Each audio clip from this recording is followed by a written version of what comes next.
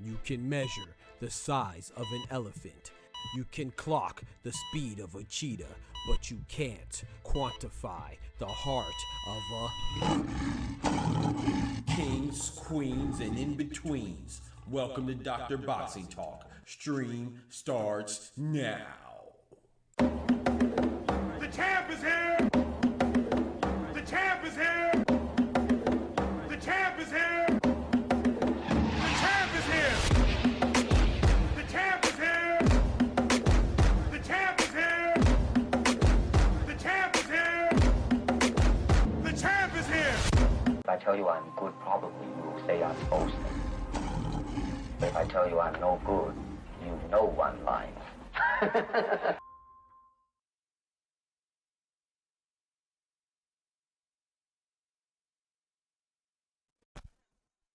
Yo, yo, yo, yo, yo, yo, what it do, what it do, what it do.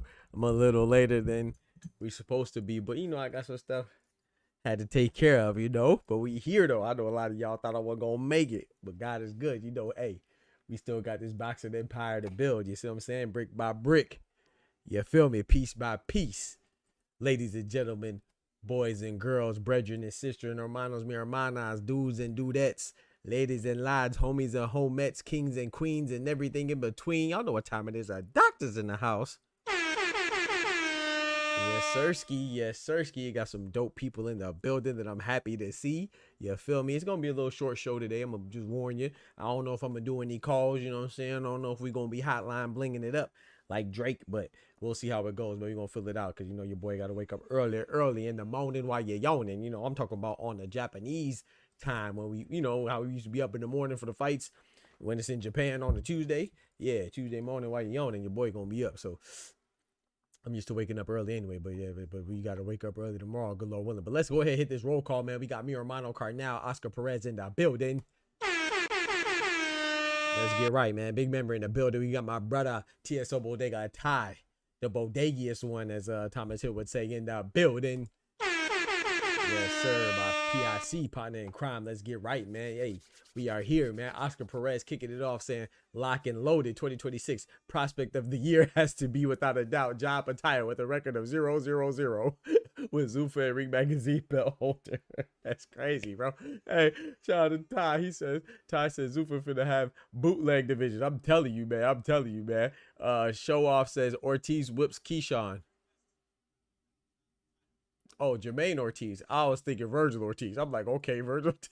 Yeah, or Jermaine Ortiz might be Keyshawn. That's nice. We'll see how it goes. But yeah, man. So let's go ahead and get to this this boxing stuff, man. Before we get to it, let's go ahead and start off our show how we always do, and thank the Most High. And join me and bow your heads in our prayer if you indulge in the faith. If not, sit back, have a Coke and a smile. We'll be back with you shortly. Dear Heavenly Father, Lord, we thank you for your blessings. Thank you for your guidance, Lord. Thank you for bringing us to another day.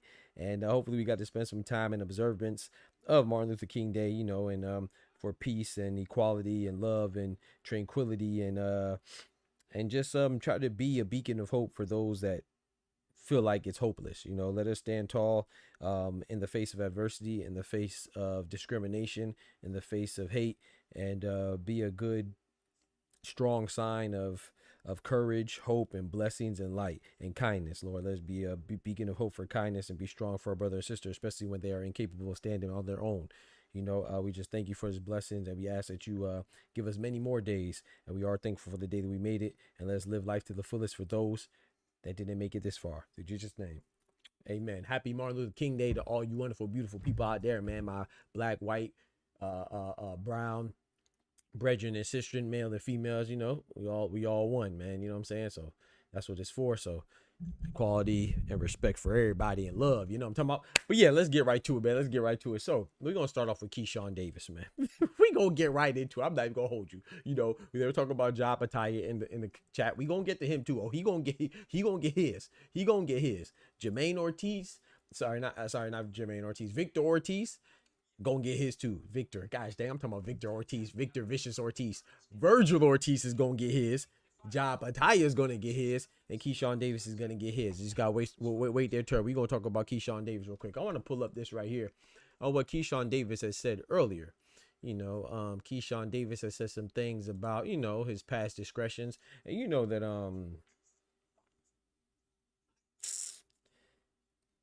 you know me, man. I'm forgiving, man. I think everybody deserves a second chance, extra chance. I know I do. I know I want one. We all mess up and stuff like that. Nobody's perfect. But one thing about, getting forgiven and giving an extra chance is you acknowledging that you're getting an extra chance, and you acknowledging where you messed up. That's part of being accountable and having some accountability and showing some maturation. Not saying he's immature. I'm just saying that let's just read what he said right here. Let's go ahead and read it. Keyshawn Davis says this, man. He in a now deleted tweet. He said, Bomac out here talking bad about me. Aw. He said, now Bernie out here talking bad about me. Aw. He says, and all I had to say was nothing. Wait, and all I had to say about them guys was positivity. Aw. He said, I thought y'all were supposed to be the OGs in the game, but y'all out here doing what prospects do. Shaking my head. Anyways, new team, new date, better me. That's what's up.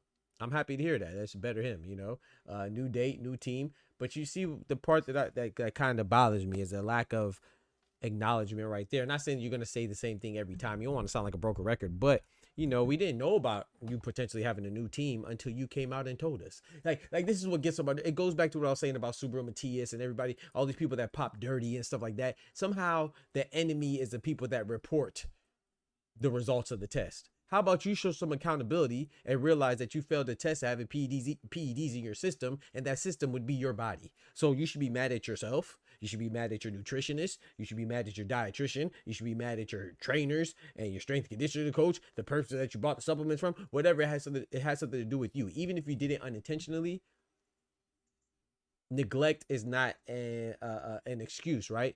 Take some accountability, bro. Be mad at yourself. And that's why you got beat boop bop by Dalton Smith, because you were too busy fighting the reporters and saying, oh, it's a conspiracy theory, and you weren't preparing for Dalton Smith, and he laid you down. So with Keyshawn Davis, is like, bro, you're the one that told us that you and Bo Mac weren't on the same page. No one knew until you said you had a new team. Now, whether or not people took it out of context or not, that's on them. But I remember people asked me about, oh, Doc, why didn't you make a video about Keyshawn Davis and Bomac splitting? And I even said myself, I said, man, because I'm not sure if that's what he really meant. Saying it could be taken out of context. They asked Ty and Oscar. I literally said that. But I also said that, well, this is speculation because you got to know what you say and mean what you say and know what you're saying and know what that could imply. You know what I'm saying? So you gave the implication that people are that your team is being broken up, and you started the speculation. So be very clear what you're saying. If you give something and you have ambiguity in what you're saying, like you made an ambiguous statement, then yes, people are gonna go ahead and interpret it how they see fit. You see what I'm saying? But I mean, I think Keyshawn Davis him having a new team is cool, if that's what he wants to do. But what do you think Bomac and what's his name, Bernie the Boxer? I'm not really too familiar with him. Of course, I've seen it before, but I don't really like watch his interviews and stuff like that. But Bomac, I know, and Terrence Crawford, I know, when you have a fight and you miss weight and you have your fight canceled with who was it again, Edwin De Los Santos, because you come in over 4 pounds, nearly 5 pounds, right? I think it was 4.5 pounds. And then you say things like, oh, I was irresponsible, I was drinking, and I didn't really have the support of my team. What do you think people are going to say? They're going to defend themselves and their name, as they should. Bomac should defend himself, because Bomac is known as a great trainer. And if you're saying stuff like, oh, I was drinking, I was doing this stuff, and I didn't feel the support because I was irresponsible, then you're making it seem like, oh, you didn't feel support, and that's kind of the reason why you went on the downfall. No, you went on downfall because you weren't upholding the integrity, sanctity, and purity of the sport, or at least from a professional standpoint. You weren't being professional at all. You see what I'm saying? So it's like you could get mad at Bomac for them saying that, oh yeah, I had nothing to do with that, I didn't know that he was drinking or whatever he was doing.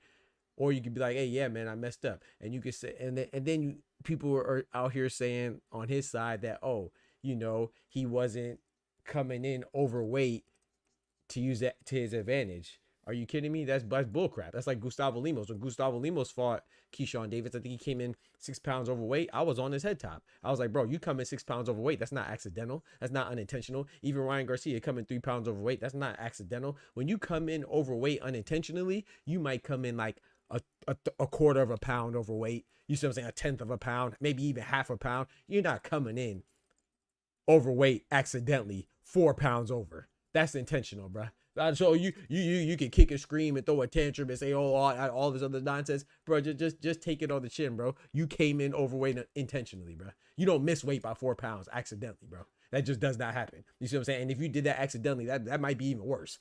If you want to be real, the fact that if you miss weight by 4 pounds or more accidentally, that might be worse than doing it intentionally. Because at least you planned to do it and you knew what you was doing. You was just, what the heck were you? How can you come in 4 pounds overweight accidentally? That means you ain't care about nothing. You wasn't training. You wasn't dedicated. You wasn't eating right. What was you doing?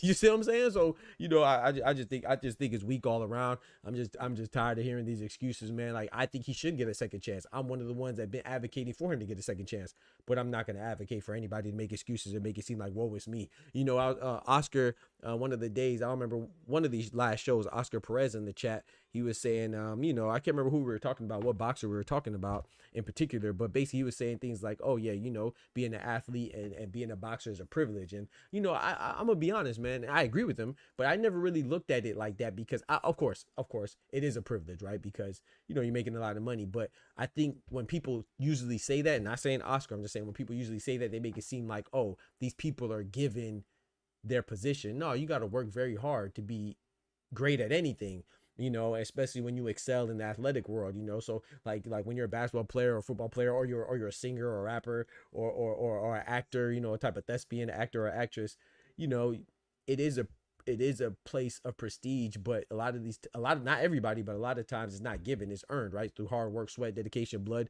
tears, sacrifice, and stuff like that. But the part I do agree with Oscar is that, just as easy, you could excel at engineering or excel as a teacher. It's just that they don't come with a salary that the celebrities do. You see what I'm saying? Like a box. So it is a privilege, because your expertise, what you are great at, is something that people want to see, and that is part of the reason why you get paid more than most. So it is a privilege. So when you say things like, oh yeah, man, well, I'm going through this, I'm going through that. Absolutely, bro. Everybody goes through stuff, so I'm not gonna knock him for going through things. But at the same time, like I just said, everybody goes through stuff. And sometimes people that go through stuff, they don't get a second chance. They don't get a third chance. They don't get somebody to have their back and put them on a platform to where people would even sympathize with them. You see what I'm saying? So I just think sometimes people got to realize that they think that when they go through things, that other people aren't going through things. Like the person that was interviewing Keyshawn, for him to even say what he was going through, he could be going through stuff. You see what I'm saying? So it's just... It kind of gets annoying where you got guys like Jai Opetaia saying, oh, you don't know what's going on. Bitch, we don't care what's going on. We want to know who you fighting, bro. I don't care. You right. You right. I don't know what's going on. I don't care what's going on. Just like you don't care what's going on over here. We still got to work, right? Put our best foot forward. I'm not trying to hear that we don't know what's going on. Or Vergil Ortiz here talking about, oh, I'm getting death threats and people talking bad about me in my DMs. Bro, I'm a small content creator. I have like 4K subs. Shout out to all the people that support me. I get death threats in the comment sections, in the DMs. Quit crying, man. You see what I'm saying? Quit crying, tighten up your bootstraps, pull your skirt down, and go fight Jerron Boots Ennis. That's what we want to see. We don't care about who said you something in the DMs. Block them, just like everybody else. Block them. You see what I'm saying? You worry out here, you blocking more fights than you blocking people on Instagram. That's what the problem is. You feel me? Let's hit this chat real quick. We got Seth from Pet in the building. What's good? We got my brother OGO in the building. We got Oster in the building. Wait, hold on, Oster. You ain't even see your new emote though, huh? Look at O right there. Look at Oster right there. He ain't even see his emote, man. We got big member in the building. Shout out to Oster. Shout out to Top Dog. He said he came out and said his whole team get deleted. That's unprofessional to even say it like that. I agree, Top Dog. I agree with that 100%. We got Yes Indeed Boxing in the building. Shawala Ya in the building. Big member in the building. One time for the ladies. Yeah. Said like, subscribe, press the bell. I appreciate that. Yep. Like and subscribe. I appreciate that. Just draw in the building. What's good, brethren? Yeah, man. So it's just like we got my brother Unity in the building. He said, yo, make sure you check your PM in court. Okay, bet. I got you, Kendrick. I got you. I'll do that. Shout out to you, man. But yeah, so I just think that, you know, shout out to Keyshawn. Y'all know I like Keyshawn, but at the same time, I hold everybody accountable, man. So to the best of my ability. Now, you know, some people are going to be harder on some and softer on some, but as far as holding people accountable and trying my best to be unbiased and objective, right? I think I do a very good job at that. I like Keyshawn. I wish him the best, but to come out here and be on this tour, not want to say a tour, but you know, you answering these questions and making it seem like, oh, people did you wrong. If anything, you missed weight, bro. You did Bomac wrong. Let's be clear. Same with Alexis Rocha, right? Alexis Rocha just missed the fight where Raul Curiel, shout out to Raul Curiel, you know what I'm saying? He did some gangster stuff and he fought Jordan Penham, I think his name was or is, and shout out to Jordan Penham for filling in on late replacement. But Alexis Rocha, people feeling bad for him. He was hospitalized. He was hospitalized because it was self-inflicted. He missed weight. Shame on him.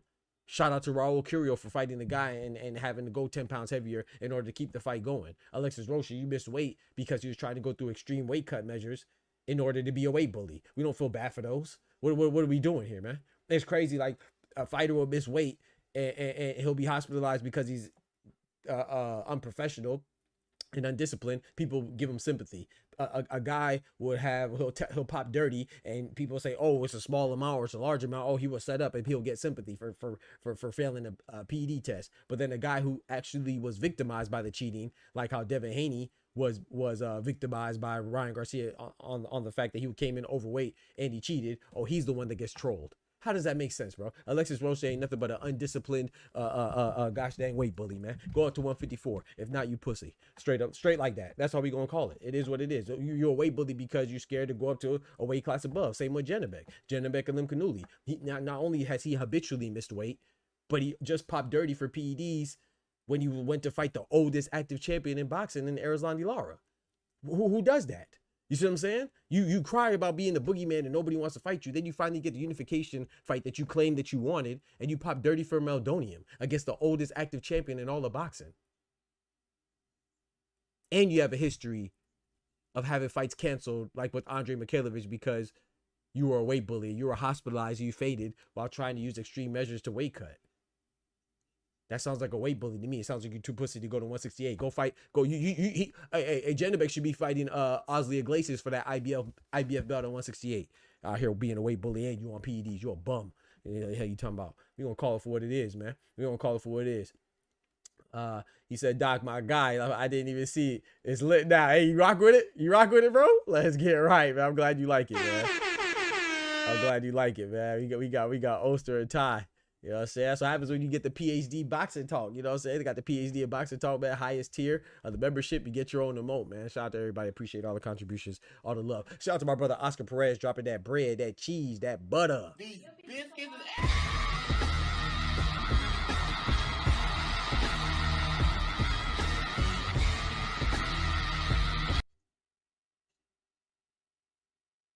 Shout Shout out to my brother Oscar. He says, if you get any threats from Oklahoma, if you get any threats from Oklahoma, let me know. I set them straight. Hit the like, share, and comment. Appreciate you, bro. Nah, I ain't gonna let you know, man. I don't want you to go catch your bid on behalf of me, man. These scrubs ain't gonna do nothing, man. I be talking my talk. I ain't gonna lie. So the people that get mad at me and hop in my DMs, I don't even blame because I be talking grizzly, man. I ain't gonna hold you. I don't bite my tongue for nobody, man. I talk to you how I want to. I talk to them how I want to. You know what I'm saying? I want to see what they'll do about it. You know what I'm saying? A lot of these fat, sloppy body bitches be talking trash on the internet. They wouldn't even breathe around me in real life. I ain't worried about them.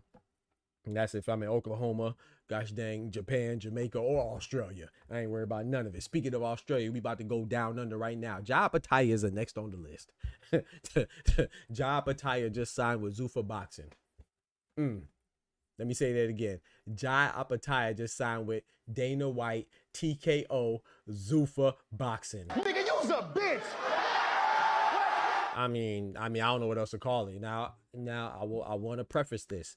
I do not know the particulars and the specifics about his contract. I'm gonna say it one more time for those in the back. I do not know the specifics and the particulars of the contract, right? However, what I do know, without even finding it necessary to go into further specificity, I do know that Jai Opetaia has said himself, we heard it numerous times, multiple times, plethora of times, that he wants to get unifications. The reason why he's not getting unifications is because Zurdo, who is a unified champion with the WBA, WBO, you know, with President Gilberto Mendoza and Gustavo Oliveira, respectively, you know, he doesn't want to fight him. That's what Jai says. Noel McCallan, who's a WBC champion with, you know, President Mauricio Suleiman, he doesn't want to fight him. Jai Opetaia is the IBF for President Daryl Peoples. He's a champion for the IBF for President Daryl Peoples, right? So it's cool. Everybody believes that nobody wants to fight Jai Opetaia, right? Zurdo doesn't want to fight him. Noel McCallan doesn't want to fight him. Badu Jack before that didn't want to fight him. Chris Billion Smith didn't want to fight him. Okay, cool. Nobody wants to fight you, right? That's what his claim is. His claim that the reason why he can't get undisputed during his pursuit is because nobody wants to fight him. And then from a promoter standpoint, Eddie Hearn wasn't able to get him the fights, right, with Matchroom. So we know that. And then we also know that Dana White, who is the head of TKO Zuffa Boxing, he said that he does not acknowledge the other belts, meaning that he will not even consider them as real belts or a thing. He doesn't even acknowledge their existence. You see what I'm saying? He doesn't even recognize their existence. So that means that he doesn't care about the alphabet belts. So if you got one person that's saying they want to pursue the alphabet belts, why the heck would that one person sign with the guy who said he doesn't care about the belts? That is contradictory at best. So people getting mad at me because I said either one, Jai Opetaia is incredibly dumb, or two, Dana White, the bigoted wife beater, is a liar. And I think it's a combination of both. I think that not really that Jai Opetaia is dumb, but if he wants to be dumb, whatever, or you say he thinks that we're dumb, it's like, bro, when he was announced to sign with Zuffa Boxing, he's the IBF Ring Magazine champion, right? Remember in the last video I showed you that they didn't even acknowledge the IBF right on schedule, just like Dana White was saying, and you know him and Turkey Al Sheikh are like this. They only acknowledged that Jai Opetaia is the Ring Magazine belt champion. They didn't say anything about the IBF. And he signed with Zuffa Boxing, where Dana White has said multiple times that he doesn't care about the sanctioned bodies. So what I'm saying is that don't be surprised if Dana White and Zuffa Boxing convince Jai Opetaia to relinquish his IBF belt. And if you relinquish your IBF belt, why would I think that you're going to pursue Zurdo Ramirez, who's a WBA, WBO champion, or Noel McCallan, who's a WBC champion? But then he'll probably blame somebody else, though, right? It'll be Dana White's fault this time, right? Because it's everybody else's fault except for his own, right? You got to sometimes analyze situation and be objective and be logical instead of emotional and look at it and be like, hold on, everybody else is fighting each other. But the common denominator is Jai Opetaia. And David Benavidez is moving up to fight Zurdo, so I get you don't want to wait. But don't you think it's kind of funny that if David Benavidez beats Zurdo Ramirez, which could happen, you know, I think it's a great fight. I don't know who's going to win. But if David Benavidez beats him, he already claimed that he would fight Jai Opetaia. But coincidentally, right before that fight even happens, Jai Opetaia signs with who? Zuffa Boxing. A place where David Benavidez is not at. a place where Noel McCallan is not at, and a place where Zurdo Ramirez is not at. Things that make you go, right? So, I mean, I feel like it's just another example of a guy hiding in plain sight. We can keep saying, oh, I can't fight Zurdo because Zurdo doesn't want to fight me. McCallan doesn't want to fight me. Badu Jack doesn't want to fight me. Chris Billiard Smith doesn't want to fight me. Eddie Hearn can't give me the fights. Oh, I can't fight anybody else because all I have is mandatories. Claudio Squayo wasn't a mandatory. Jack One Smack Massey wasn't a mandatory. You've probably fought like Hussein Takar was a mandatory. Yeah, that was cool. David Nika was a guy that was sufficient enough for a replacement as a mandatory for Hussein Takar that you eventually fought after Hussein Takar sustained injury, but he wasn't a mandatory technically. You technically could have fought somebody else.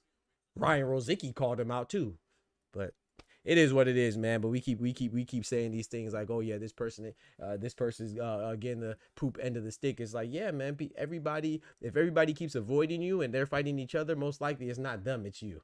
So whether it's Jai Opetaia or whether it's his promotional company, the plethora of ones that he's been with now with Zuffa, before it was what, Tasman Fighters with Mick Francis. I think he's still with them, but he was with Eddie Hearn before that. I mean, what are we doing, man? I mean, I don't know. I mean, he did fight Maris Bradis. That was a good fight, but that was a long time ago. Shout out to my brother Oster coming through with the gifted memberships, man, showing that love like he's Oprah on the block. I appreciate it. 1, 2, 3.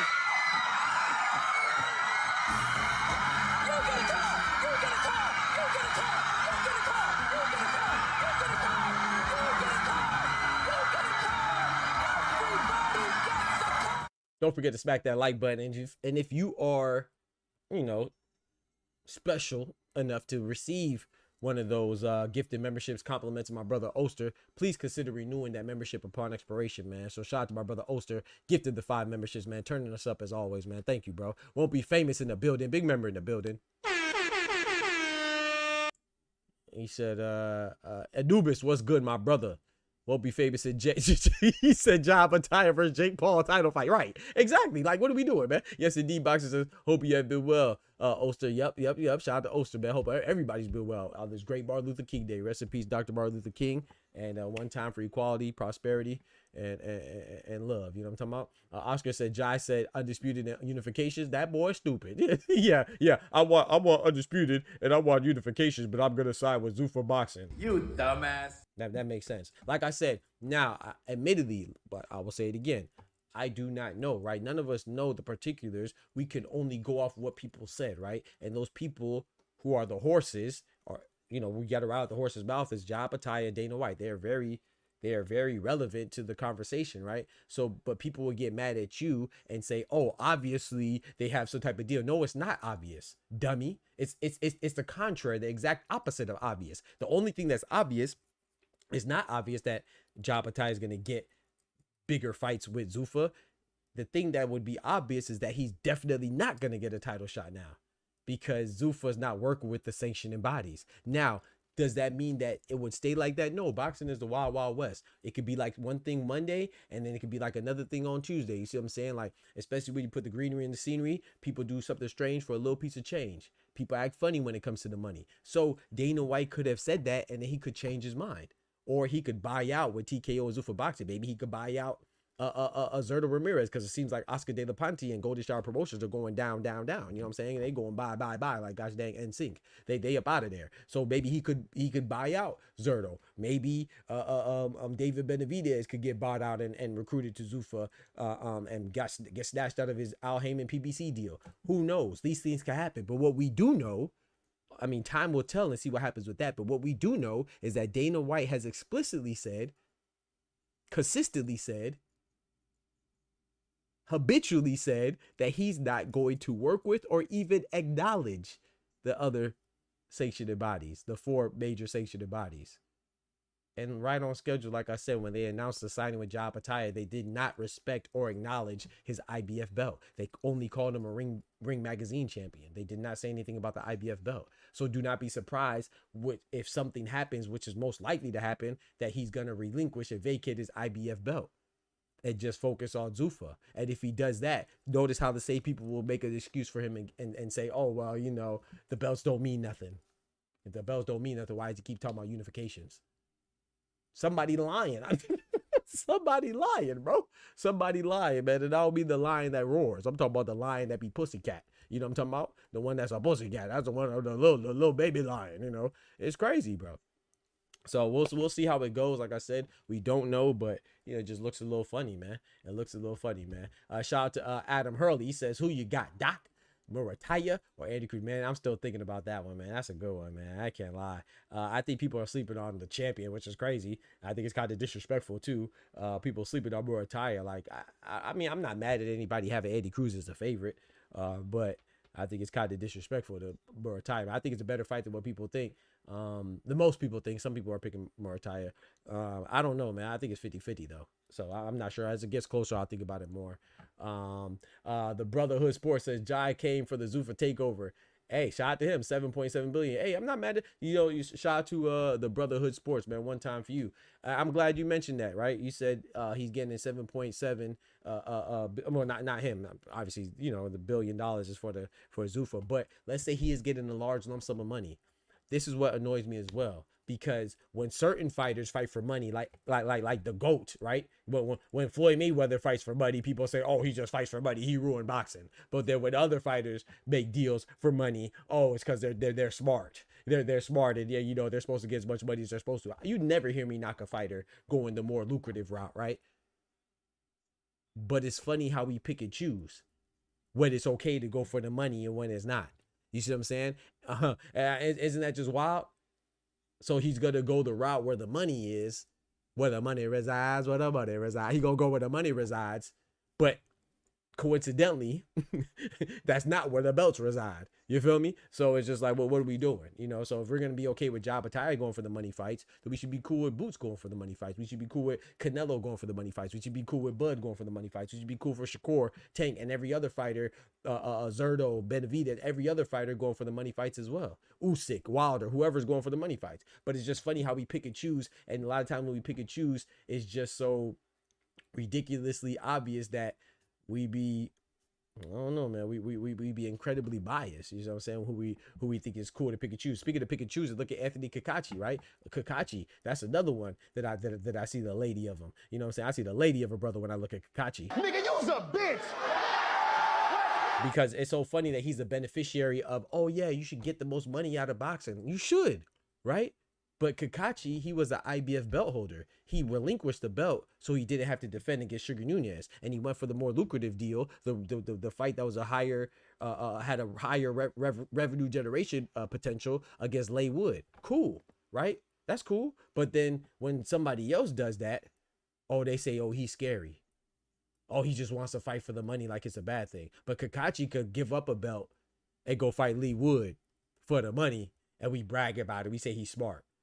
And then the same Leigh Wood who said he doesn't care about the belts, he just wants to get as much money as he can. Shout out to him. That's cool, right? That's cool. I'm not mad at it. You never heard me knock it. And then he was supposed to fight Ray Ford, right? Then he quote unquote had an injury.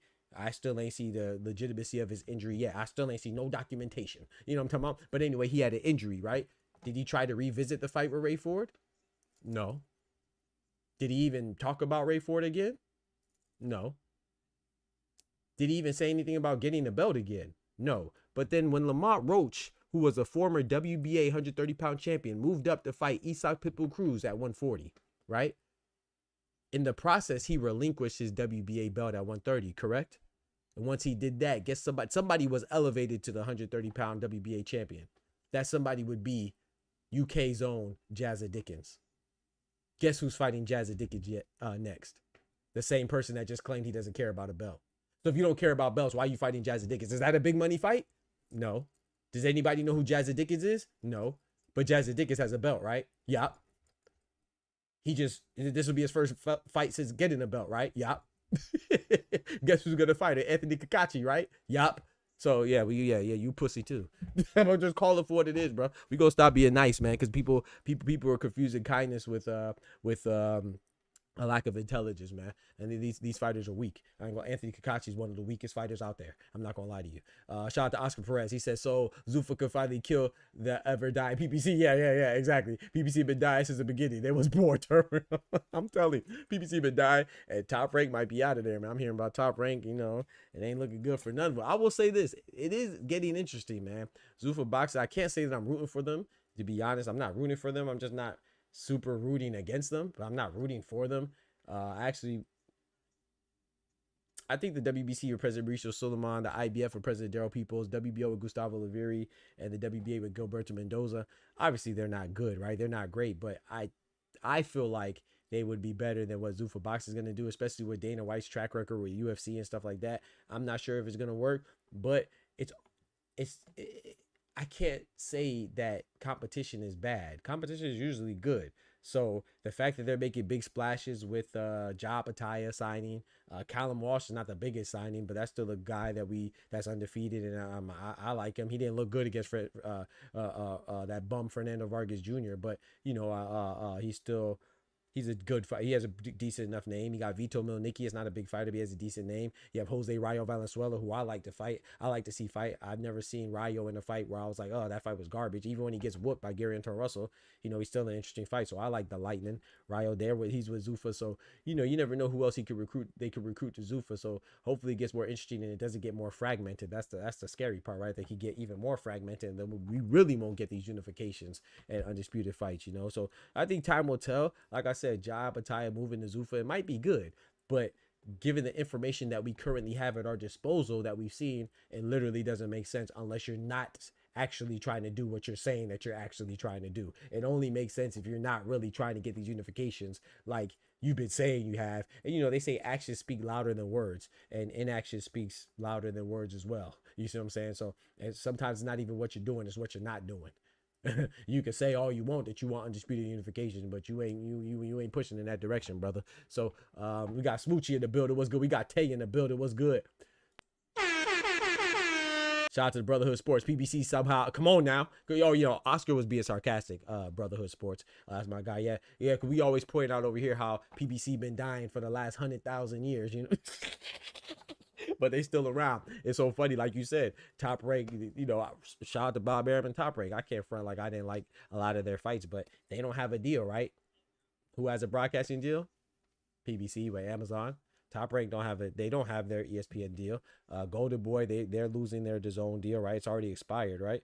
So he's unfortunately, I like to talk trash about Oscar De La Ponte and Golden Shower Promotions, but I like Oscar De La Hoya, especially as a fighter. And sometimes he be on bull crap, but he is funny, Let's take it with a grain. So I think boxing is better with Oscar in it. I mean, let me say that right now. So I don't wish Top Rank to downfall. I don't wish Golden Boy's downfall, but I definitely don't wish PBC's downfall. There's like a lot of people, Americans, whether you talk about brown American, white American, black American, male American, female American, it's like there's a lot of Americans that for some reason can't wait for PBC to sink. It's like, guys, dang, bro, I think boxing is better with Matchroom and PBC and Golden Boy and Top Rank, and even with Boxer and Queensberry, you know what I'm saying? But it's just funny how people kick all these narratives about PBC dying, and it just so happens to be the one that melanated, you feel me? So you know how that goes anyway. But it's just funny that out of Golden Boy, Top Rank, and PBC seems like they're in the best position right now as far as longevity goes, and being around for the long haul goes. You know what I'm saying? It might be a little shaky. I'm not saying it's great. Their biggest star is still Gervonta Tank Davis. He has a warrant issued out for his arrest, so that doesn't bode well, for future successes. But let me ask you, anybody in the chat, outside of Riyadh season affiliated cards, who's had the best cards in 2025? I think it'll be undoubtedly PBC. The best standalone cards? I mean, remember Matchroom standalone card in Monte Carlo? That shit was trash.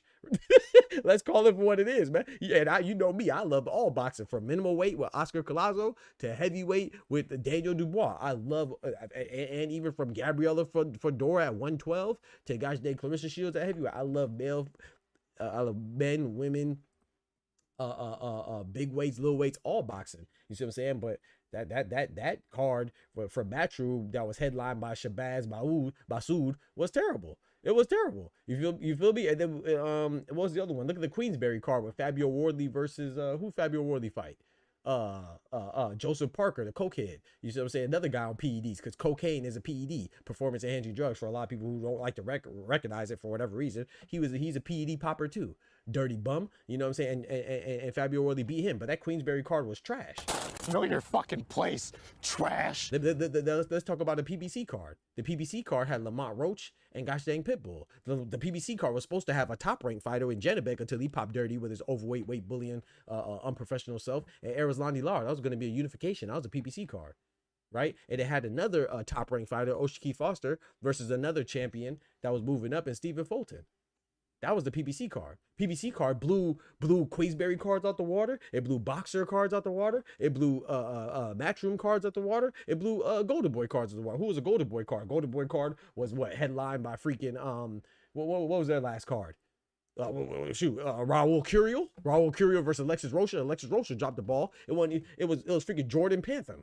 What kind of card was that? But we're all these goofy content creators that are so quick to talk about PBC's downfall. They'll never talk about that though. You see what I'm saying? So we just call it what it is, man. But all jokes aside, I don't want Oscar De La Hoya and Golden Boy to fail. Hopefully they do get they re-up with their DAZN contract, and yeah, let's see it, man. But it does not look good right now. Don't forget to smack that like button for your boy. Don't forget to smack that like button for your boy. Shout out to Oscar. He said, like it or hate it. The fact is that before Turk, PBC had the best. Come on now. Come on now. Even before that, yeah, with the David Morrell and David Benavidez joint. And then before that, with the Tank and Frank Martin joint. Like, come on, man. Okay, you literally just answered it as I asked. Wait, what be famous says, speaking of the top rank, is TR still without a streaming deal? Oh, yeah. They still out there drowning, man. They drowning like a Boogie with the hoodie, you know what I'm saying? They out there drowning, no Diddy. What did I say, bro? What did I say, Kendrick? He said, I don't like how long you pause. I just said I love it. Yeah, we gonna pause that. Yeah, we definitely gonna pause that. That was a long pause. You right about that. No Diddy. Yeah, we definitely gonna pause that. Yeah, you're right. I appreciate that, bro. Shout out to my brother 2-4 in the building. My God, what up, folks? Yeah, that was a long pause, man. Shout out to Kendrick. I like me. It's no, wait a minute. We definitely gonna pause that. Hey, Osa said PBC done their main guys on the run. Yeah, hey, PBC might be done. Their main guy is on the run, man. Yeah, Tank is not looking good for Tank, man. I ain't gonna hold you. It's not. Could we see a merger of promotions at bro? And look, that's what I'm talking about. Won't be famous because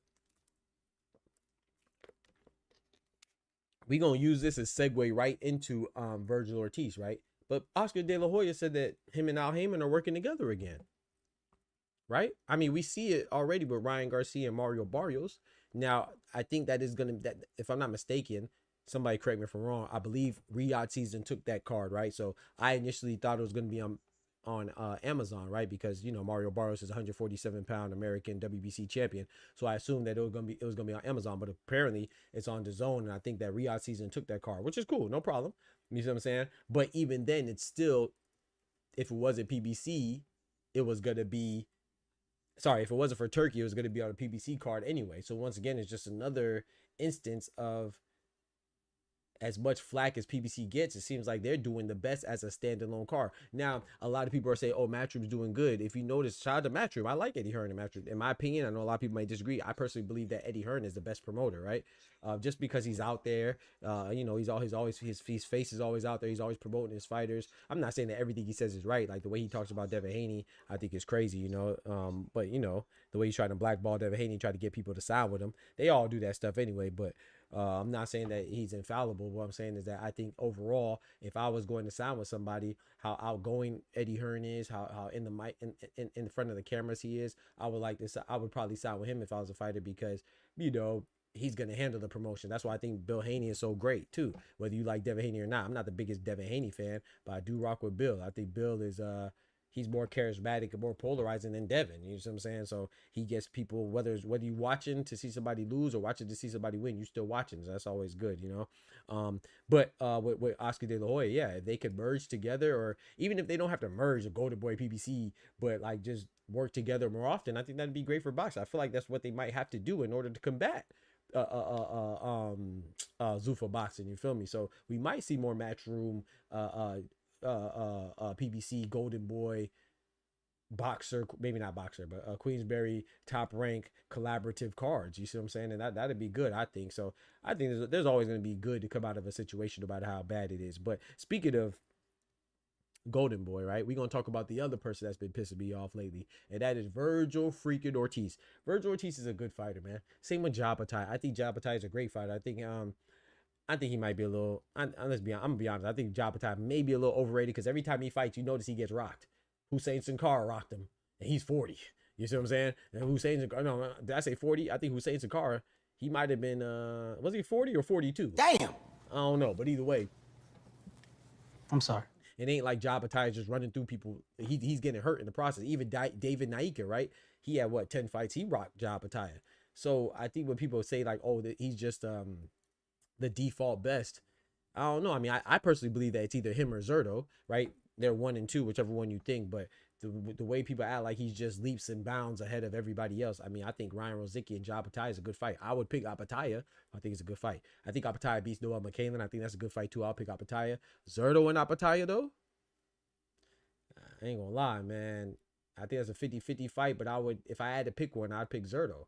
I think Zerto being in the ring with Dimitri Bivol, even though he lost, I think that's a big deal. I don't think Opetaia is better than Bivol. I think Zerto, you know, all his fights at cruiserweight have been meaningful, right? They've been impactful, right? He fought Joe Smith Jr., a guy that's been in the ring with Bivol and Beterbiev and B-Hop, right? That's a meaningful fight. I think that was his debut at cruiserweight. Then he fought the WBA former champion Arsene Goulamarian. Then he fought, who did he fight after that?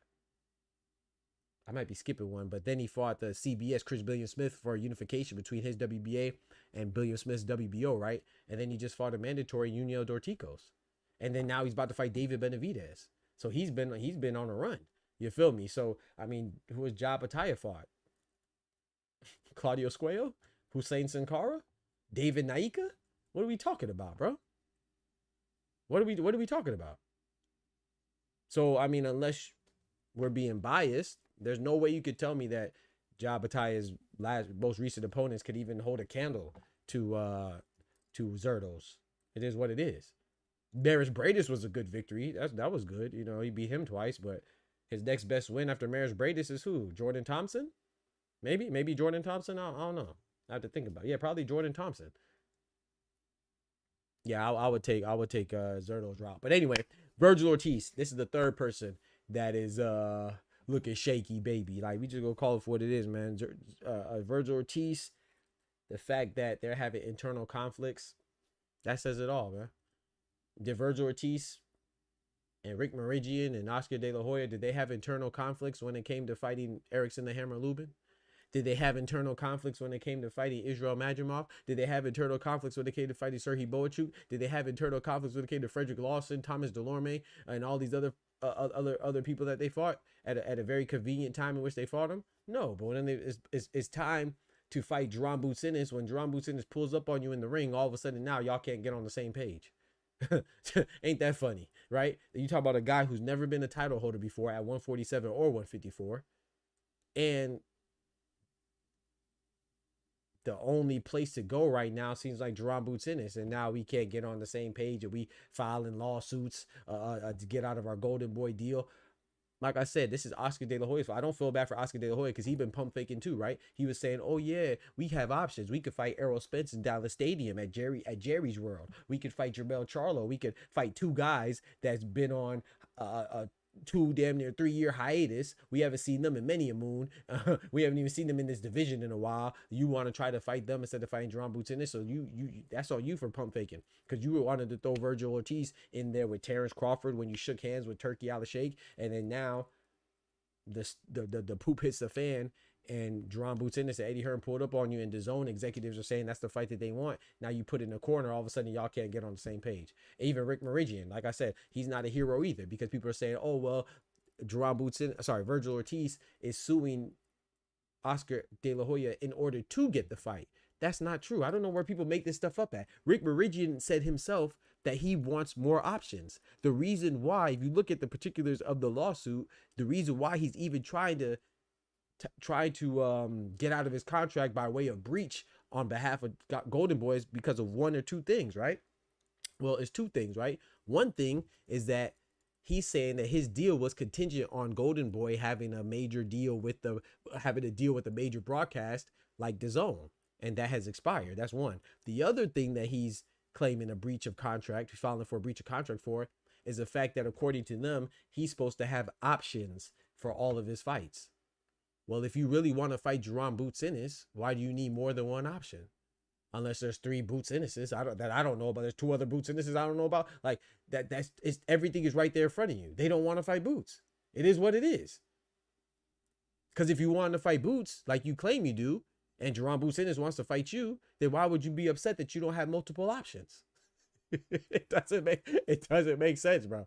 It doesn't make sense. So Rick Berigi, I'm not certain that Rick Berigian is pursuing that fight either. They're just saying whatever sounds good. You know, Oscar De La Hoya is now all of a sudden saying, "Oh yeah, man, we can still make the Boots fight happen in March." Yeah, I mean, well, you should have been on that type of timing last year. As soon as Vergil beat Erickson, no hammer Lubin, as soon as he beat no sledgehammer, no jackhammer Lubin, you should have been on that type of time and trying to get the contract signed right there, trying to negotiate and get the preliminary talks up out the way. You see what I'm saying? But you were on the nonsense talking about you're going to fight Errol Spence. Errol Spence, we haven't seen him since he took his first loss. He got beat from pillar to post. His first stoppage, right? His first loss came by way of stoppage. That was at 147. He's coming back at 154, so that'd be a new weight class, right? He split from Derek James, so he doesn't even have a trainer. That's the guy that you want to fight? What are we doing, man? And then the other guy that you mentioned was Jermell Charlo. Jermell Charlo, we haven't seen him since Canelo turned him to a pussycat. He turned the lion to a pussycat. We ain't heard Jermell Charlo roar in about 2 years. That's the guy you want to fight? Like, it's just weak, bro. Even Israel Madrimov, that's a good win, but he had bronchitis. Now, it's not Vergil Ortiz's fault. You know, you can only fight the guy in whatever condition they're in when they're in front of you. But it is what it is. Israel Madrimov, he looked, I don't know, man. Shout out to Israel Madrimov, too. He's coming back. I still think he's a major player at 154.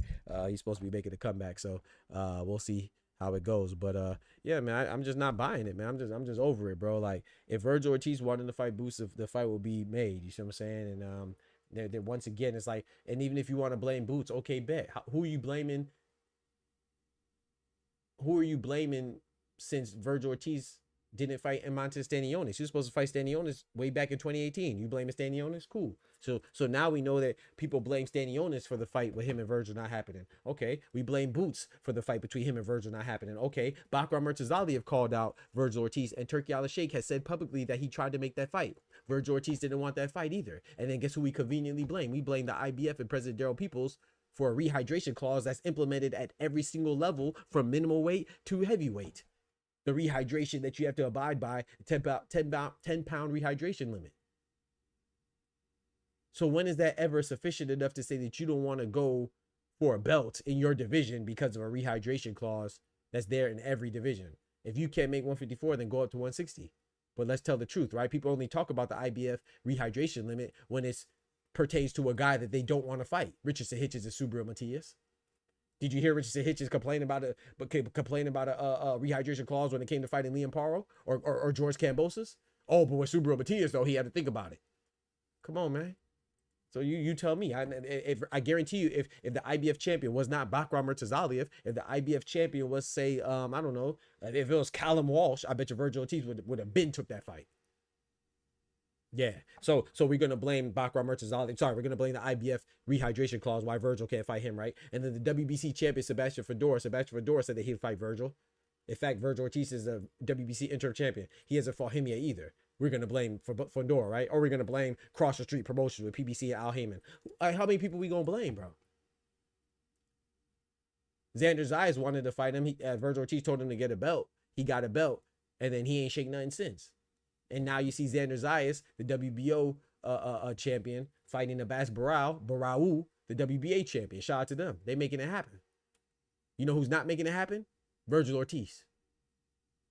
For some mysterious reason, he's ranked #1 and he doesn't have NAM belt. The man's ranked #1 by the Reed magazine. They got NAM belt. It's crazy, bro.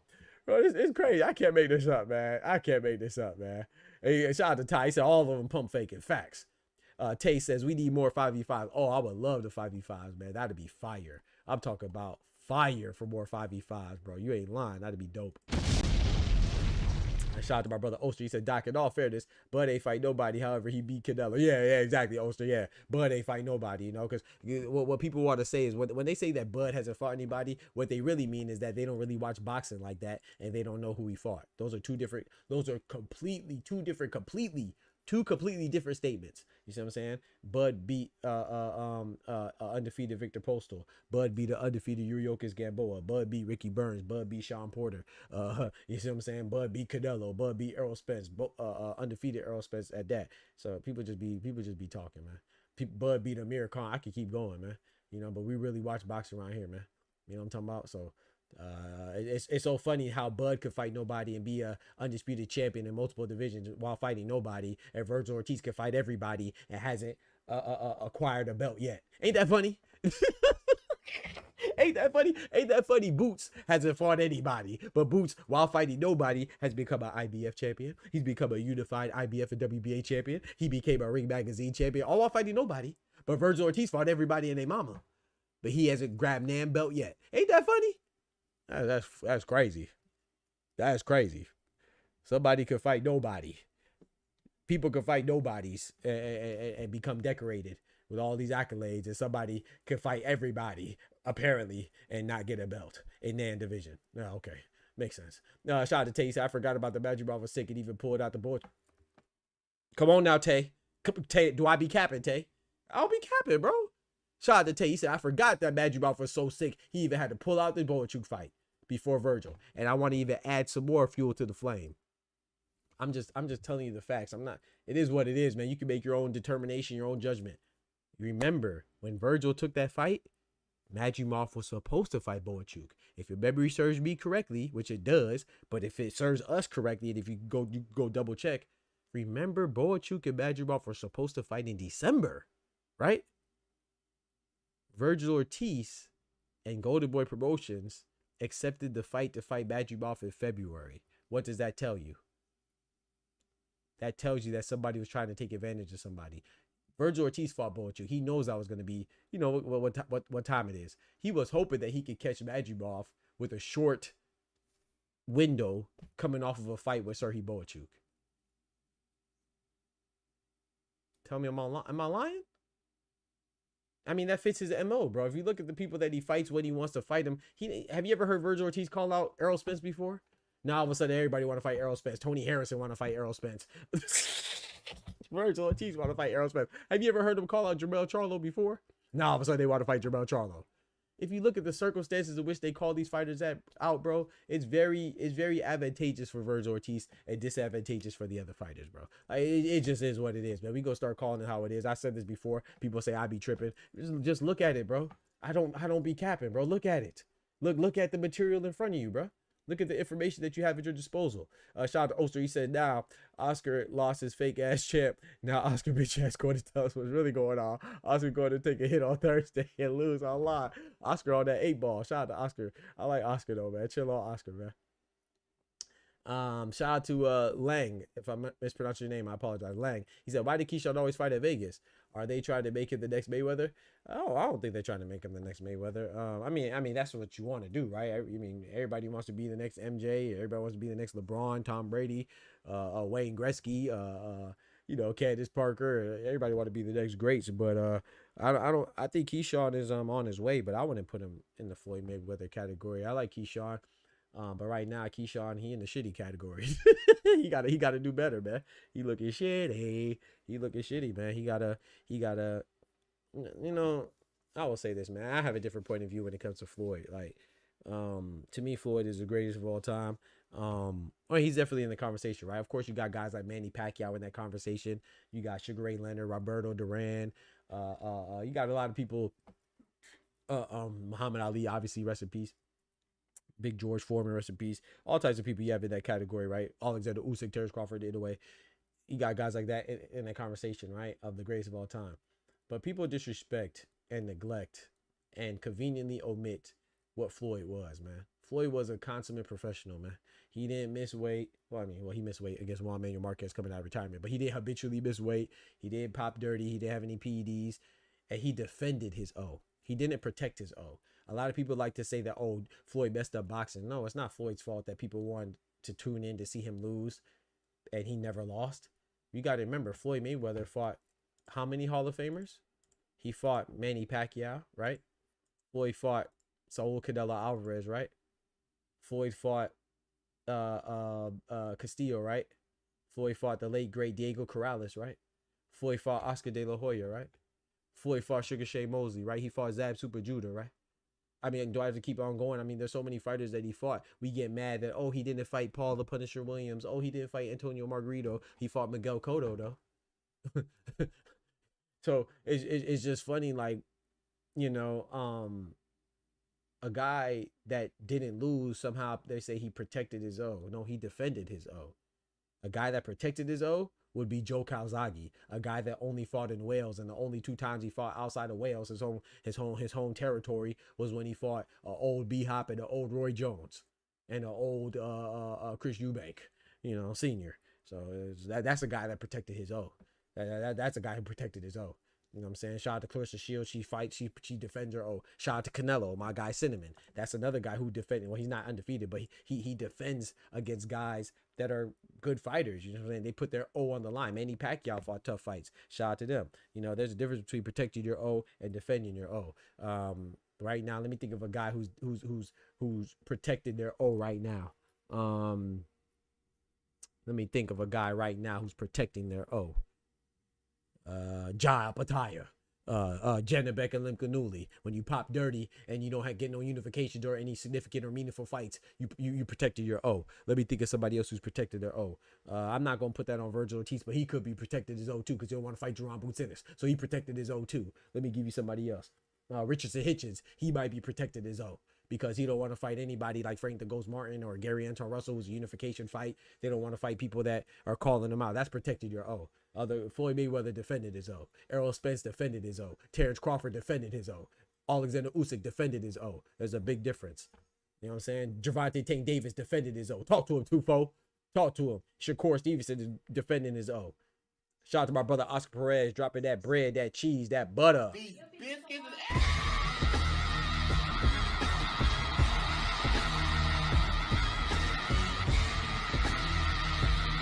He said, breaking news, Vergil called out Tommy Hearns. He said that's his idol, his idol dream match. Right. That's his dream match, man. Don't forget to smack that like button for your boy. I appreciate it. He said, Oster said, all I'm saying is I said Vergil was BS. Vergil. He said Vergil is BS. Bullshit. Vergil's a freaking fool. He ain't never fighting for a belt. Man, I don't know, man. Like I said, I'm still holding out hope that the Vergil and Boots fight will happen. I just don't know when. I do think Vergil's a good fighter, but yeah, he's looking shitty right now. Jai Opetaia's looking shitty right now, and so is Keyshawn. You know, and Keyshawn messing around, he might lose to Jermaine Ortiz. I got Keyshawn beating Jermaine Ortiz, but hey, you know, Keyshawn is in for a fight, I think. But I think he's gonna. I don't know if he's gonna stop Jermaine. But I do think he's going to win. But, hey, don't sleep on Jermaine Ortiz. I'll tell you that.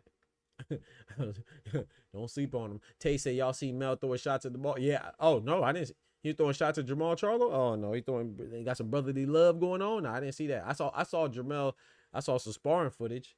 I didn't know we got some brotherly love. We got a lot of brotherly love, right? We got Fernando Jr. and Amado fighting in the Vegas lobby.